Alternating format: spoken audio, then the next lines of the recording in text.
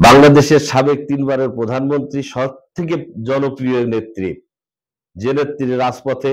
এই দেশের জন্য গণতান্ত্রিক আন্দোলনে রাজপথে থেকে আন্দোলন করে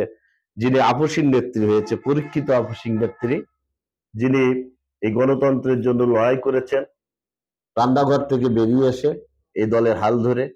বাংলাদেশের গণতন্ত্রের জন্য লড়াই করে বাংলাদেশের মানুষকে গণতান্ত্রিক একটি রাষ্ট্র উপহার দিয়েছেন,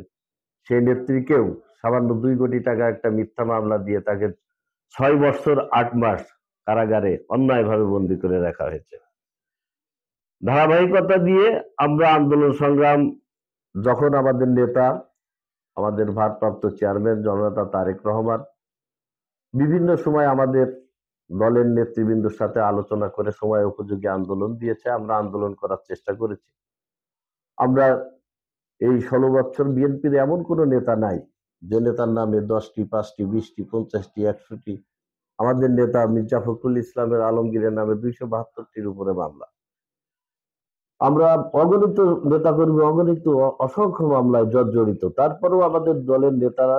কেন্দ্রীয় ঘোষিত যে কোনো আন্দোলন সংগ্রামে ডাক দিলে আমরা এদেশের মানুষের ভোটার অধিকার, গণতান্ত্রিক মূল্যবোধ, এদেশের মানুষের মৌলিক অধিকার, এদেশের দ্রব্যমূল্য ঊর্ধ্বগতি, যে কোনো যৌক্তিক আন্দোলনে আমাদের নেতৃবৃন্দ যখনই ডাক দিয়েছে আমরা রাস্তায় আন্দোলন সংগ্রাম করেছি এবং এই ফ্যাসিস্ট খুনি হাসিনা সরকারকে পতন করার জন্য আমরা সর্বোচ্চ নিজের জীবনের কথা না চিন্তা করে, দেশের মানুষ এবং জাতীয়তাবাদী দলের কথা চিন্তা করে আমাদের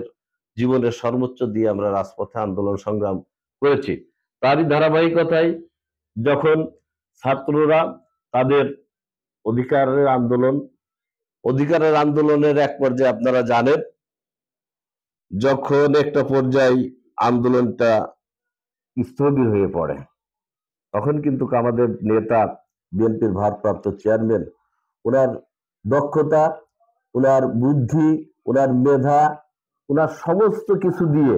এই আন্দোলনটাকে একটি পরিকল্পিত আন্দোলনে রূপ নিয়ে এসেছেন এবং আমাদের দলের নেতা কর্মীদেরকে সেইভাবে উনি বলেছেন, নির্দেশ দিয়েছেন।